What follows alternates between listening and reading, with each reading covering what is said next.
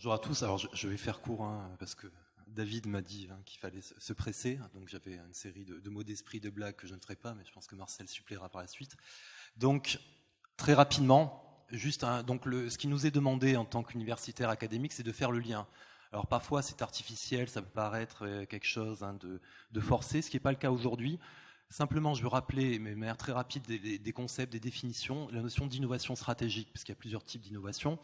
C'est un sujet qui est d'actualité aussi bien dans le privé que dans le public. La notion d'innovation stratégique, clairement, en fait, ça renvoie à la notion de modèle d'affaires dans le privé, de business model. L'idée de faire évoluer soit la manière de créer de la valeur, soit cette valeur elle-même. Donc en fait, il y a deux sources d'innovation stratégique, deux leviers qui sont relativement importants. Soit la notion de valeur en tant que telle, en la modifiant totalement, dans le privé pour le client, pour l'usager public, dans le secteur public, et sur l'organisation de cette création de valeur, sur la chaîne de valeur. Alors pour le public, qu'est-ce que ça veut dire? Je passe vite. L'innovation stratégique publique. On a une définition de l'innovation publique. L'innovation stratégique publique, c'est quoi? C'est la génération, l'adoption et la diffusion. Et donc c'est un processus d'ailleurs que l'on pourra discuter, c'est-à-dire que développer des idées, c'est intéressant, mais après, il y a l'idée d'ancrage, d'institutionnalisation, d'innovation, et ça, c'est peut-être le plus compliqué, de nouvelles idées et pratiques qui vont produire des changements, soit dans le contenu, soit dans les processus de définition et de mise en œuvre des politiques publiques et des services publics. Donc c'est soit dans ce contenu-là, soit dans la manière de les mettre en œuvre. Donc innovation sur le plan de contenu, c'est-à-dire des politiques qui sont novatrices en termes d'articulation, de formalisation, de vision, d'objectifs, ou alors innovation sur le plan du processus de conception, de mise en œuvre et d'évaluation des politiques publiques. Donc il y a deux sources d'innovation. Et j'ai retracé en bas le modèle de management stratégique territorial. Ces innovations sur le contenu, c'est plutôt la partie centrale. Sur les processus d'élaboration, ça peut se faire aussi bien au niveau du diagnostic, au niveau, là aussi, de la formulation, mais aussi de la mise en œuvre et de l'évaluation. Alors pourquoi j'ai présenté ceci? Parce que les présentations précédentes, en fait, relèvent soit d'innovation de contenu, soit d'innovation de process. Et notamment une présentation qui devait avoir lieu, mais qui n'a pas eu lieu, mais j'en parlerai quand même. Innovation de contenu, l'idée c'est quoi? C'est de plus en plus adopter un peu le modèle de formulation stratégique que l'on retrouvait dans le privé, de dire finalement on doit, ou on peut, ou on a intérêt à définir, à segmenter les politiques publiques sous la forme de priorités, d'enjeux, de visions. Et donc la segmentation dont on a parlé tout à l'heure dans le SDIS, on doit doit essayer d'avoir cette rationalité, mission, programme, action, éventuellement que l'on retrouvait dans un LOLF, de référentiel. Et là, on pourra parler, est-ce que la stratégie doit être programmatique? Est-ce qu'elle doit être aussi formalisée que dans le cas du SDIS? Est-ce que c'est plutôt des référentiels et laisser la mise en œuvre se faire chemin faisant en fonction des financements, des opportunités? Est-ce qu'on peut avoir ce modèle-là réellement dans le public? Le premier, est-ce que finalement, ce sont des organisations qui sont même politiques, qui sont caractérisées par une diversité de visions? Est-ce qu'on peut appliquer ce modèle-là? Faire opposer ces démarches sur des diagnostics territoriaux environnementaux élargis en amont, c'est-à-dire des diagnostics de territoire, pour bien identifier les compétences territoriales et bien ancrer ces démarches dans des spécificités et ne pas avoir des plans passe-partout, des démarches qui pourraient être applicables quel que soit le territoire. Démarches donc de diagnostic interne, externe, concurrentiel éventuellement. Procéder à des arbitrages et des choix, c'est aussi une manière de dire finalement on va innover à ce niveau. Et en prenant un certain nombre de risques, de définir des priorités en matière de décision d'allocation de ressources par la suite, jouer sur les effets de synergie, de complémentarité, c'est ça aussi l'approche stratégique, de voir les liens qui existent entre les politiques publiques, les domaines d'intervention, les dispositifs, les outils existants, et donc jouer au maximum sur ces synergies. Et puis différencier, ce qu'on disait, et réinterroger de manière constante la notion de valeur publique, de dire finalement aujourd'hui on doit répondre à des attentes, à des besoins sociaux de plus en plus personnalisés, complexes. Il va falloir là aussi différencier les offres, différencier la nature des services publics qui sont offerts, et ça passe aussi par une logique d'évaluation beaucoup plus importante. Donc cette idée que peut-être que les politiques, les stratégies publiques doivent évoluer vers plus de priorisation, de finalisation, de manière à redéployer les moyens, puisqu'on y faire autant ou faire plus avec moins, de manière à optimiser les processus et les ressources allouées. Et c'est un papier sur lequel on avait travaillé, de dire aujourd'hui, effectivement, il y a l'effet de ciseaux qui est important et on est dans des logiques de réduction de dépenses.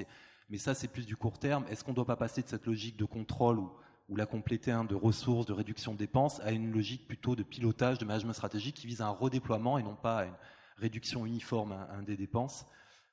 Premier élément. Deuxième élément, et donc j'ai cité en haut, il me semblait les cas qui se rattachent, le SDIS et le Conseil départemental Seine-et-Marne.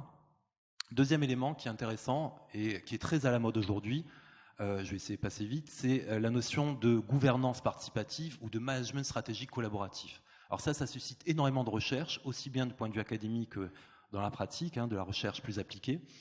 Il y a un tas de concepts dont on entend parler aujourd'hui. Innovation sociale, innovation contributive, gouvernance partenariale, gouvernance démocratique, démocratie citoyenne, management stratégique collaboratif.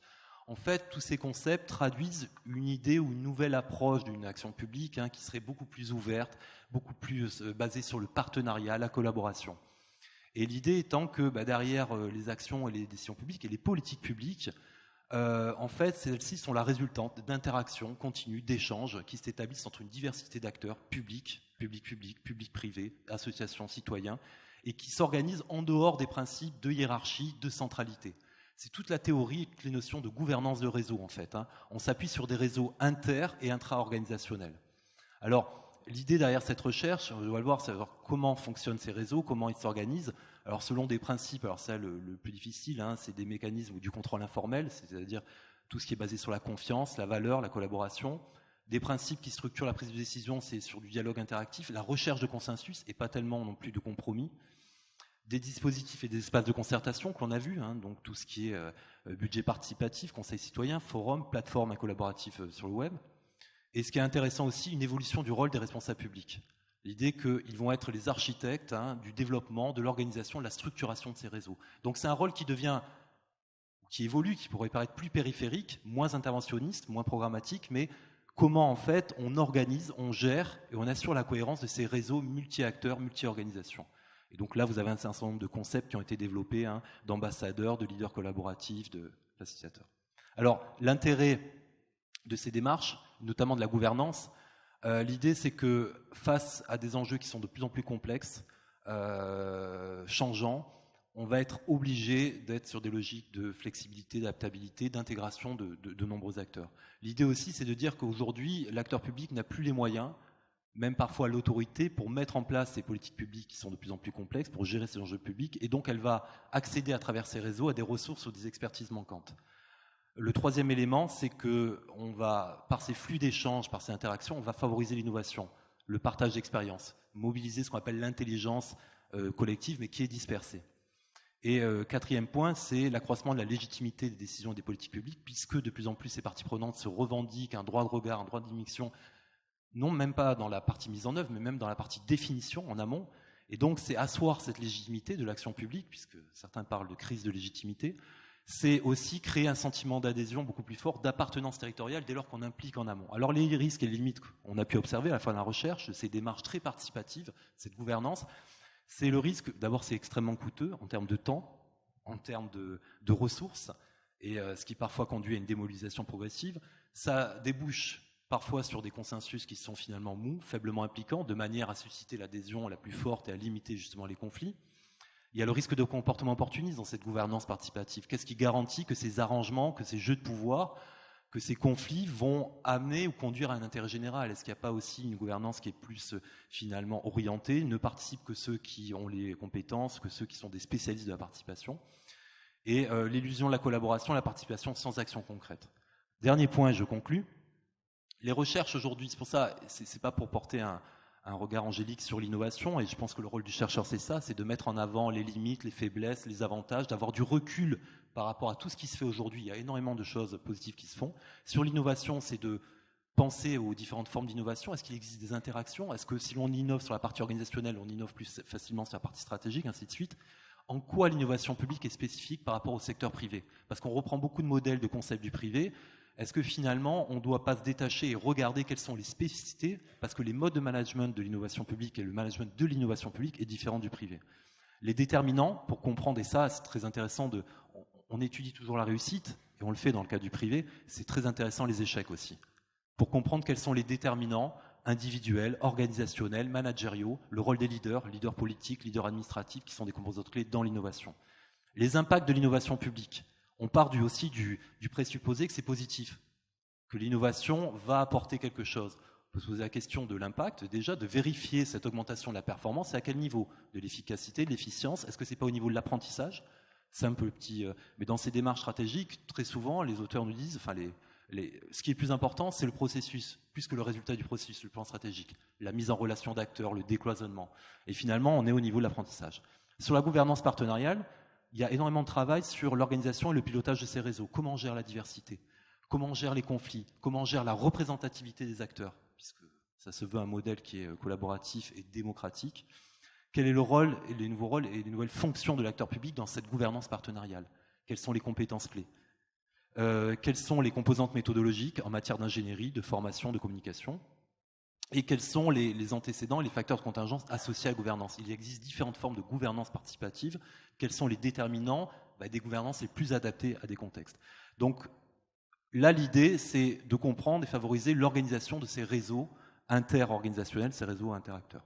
Voilà aujourd'hui, alors j'étais très rapide, un certain nombre. Là, ce dont je vous parle, ce sont des thèmes de recherche actuels qui sont très convergents entre à la fois les académiques et les praticiens. Et donc nous, l'idée, c'est un peu d'étudier ceci, de prendre du recul, de voir ce qui fonctionne et de construire des modèles pour essayer d'expliquer l'innovation, et notamment, dans ce cas précis, l'innovation stratégique publique.